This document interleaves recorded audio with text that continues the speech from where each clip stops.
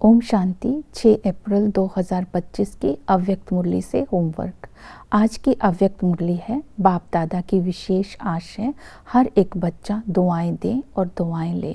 आज की मुरली से हम लक्ष्य लेंगे बाप दादा समान बेफिक्र बादशाह और तीव्र पुरुषार्थी बनकर सर्व खजानों को जमा कर सारा दिन सबको दुआएं देनी है और दुआएं लेनी है। इसके लिए आज हम विशेष सारा दिन चार्ट रखेंगे। यथार्थ पुरुषार्थ का चार्ट रहेगा। 4 सब्जेक्ट्स में हम कहाँ तक पहुँचे हैं। दूसरा हम चार्ट का पॉइंट रहेगा कि अपने जीवन में नवीनता कहाँ तक लाई है, अर्थात विशेष गुण या विशेष शक्ति को मैंने कहाँ तक धारण किया है।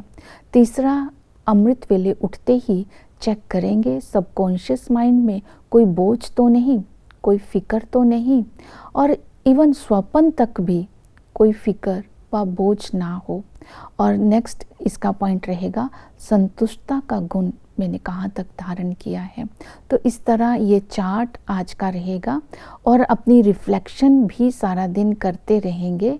कोई भी किसी प्रकार की खजाने की लीकेज तो नहीं हो रही है, ये चेक करेंगे, क्योंकि एक खजाना लीक होते ही सारे खजाने व्यर्थ हो जाते हैं। तो खजानों को जमा करने के लिए सबसे पहले पुरुषार्थ करेंगे, मैं बेफिक्र बादशाह हूँ। इस रूहानी फ़खुर में रहेंगे, इस रूहानी नशे में रहेंगे। मैं बेफिक्र बादशाह हूँ। जो बेफिक्र बादशाह है वही स्वराज्य अधिकारी बन सकता है। तो अमृत वेले से लेकर उठते ही खाते पीते चलते फिरते किसी भी प्रकार का बोझ ना आए, इसका अटेंशन देना है। अगर किसी प्रकार का बोझ आ जाता है तो वो बोझ बाबा को दे देना है और स्वयं के सिर पर पवित्रता का ताज अनुभव करना है।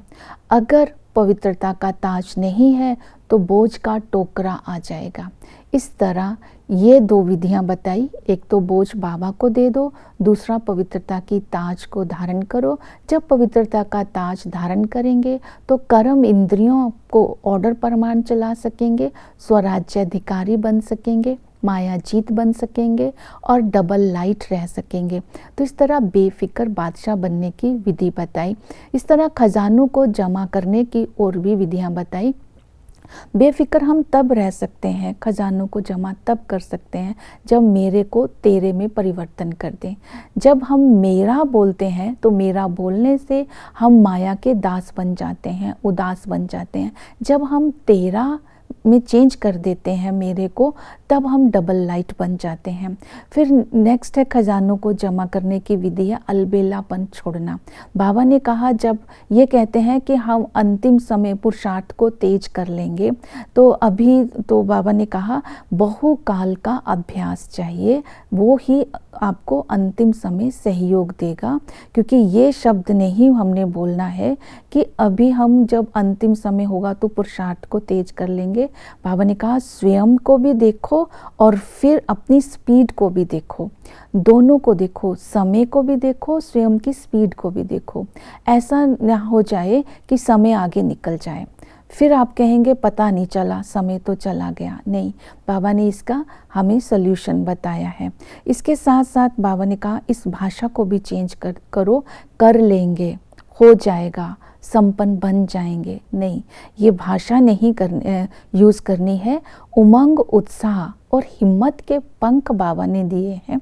इस उमंग, उत्साह, हिम्मत के पंख और वरदानों को यूज़ करते हुए दृढ़ता से संपन्न बनने का पुरुषार्थ करना है।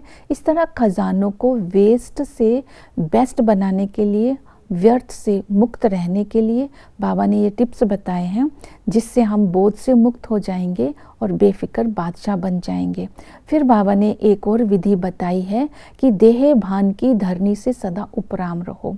इसके लिए बाबा ने 3 तखत 3 तख्त नशीन हमें बनाया है। बाप ने अपनी मोहब्बत से हमें 3 तख्त नशीन बनाया है, क्योंकि संगम पर हमें अकाल तख्त नशीन बन कर के रहना है, बाबा का दिल तख्त नशीन बन कर के रहना है, तो भविष्य के राज तख्त नशीन के मालिक बन कर के रहेंगे।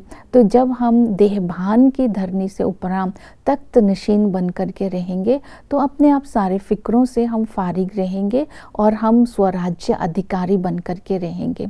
खजानों को जमा करना है, तो पहले खजानों को, जैसे कि हमें बाबा ने समय का खजाना दिया, संकल्प का खजाना दिया, गुणों का खजाना दिया, शक्तियों का खजाना दिया, संतुष्टता का और दुआओं का खजाना। जैसे कि बाबा ने गुणों के खजानों को सफल करने के लिए बोला कि बाप की महिमा के गुण गाते रहो तो तुम गुणमूर्त बन जाएंगे। फिर बाबा ने समय के खजाने को बोला, ये बहुत श्रेष्ठ खजाना है, अब नहीं तो कब नहीं। इसके लिए ये स्लोगन याद रखना है, ये वो समय है जिस समय हमें सब कुछ प्राप्त कर, जो कुछ चाहिए वो प्राप्त कर सकते हैं, जितना चाहिए उतना प्राप्त कर सकते हैं, अपने को जितना श्रेष्ठ बनाना चाहते हैं उतना श्रेष्ठ बना सकते हैं। इस समय ही हम हर आत्मा से और परमात्मा की दुआओं का खाता जमा कर सकते हैं। तो इस तरह इस समय को हमने यूज़ करना है।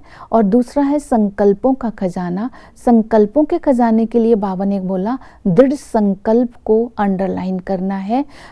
किसी भी आत्मा ने अगर बद्दुआ दी है, अगर हमने उसको दिल में लेकर के रखा है तो दृढ़ संकल्प करो और उसको दिल से निकाल दो।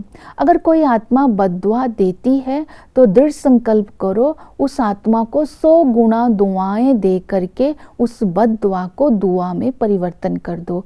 फिर बाबा ने कहा, तुम दृढ़ संकल्प करो कि हम किसी को बद्दुआ नहीं देंगे, हम ना दुख लेंगे ना दुख देंगे, सुख लेंगे और सुख देंगे।